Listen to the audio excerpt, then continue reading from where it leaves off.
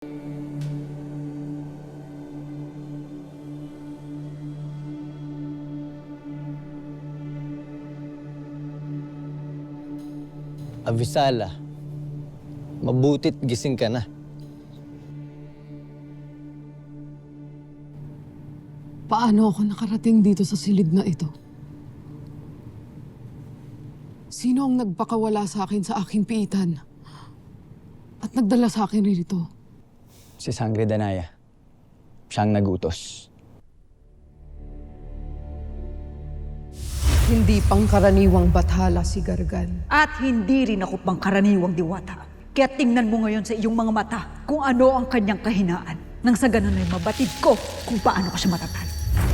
Batid ko ang iyong ginagawa. Hindi mo ako mapapasok, Vitena!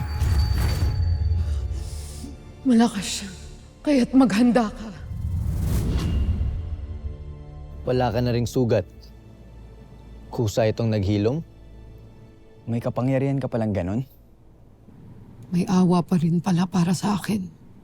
Ang dating kaawat.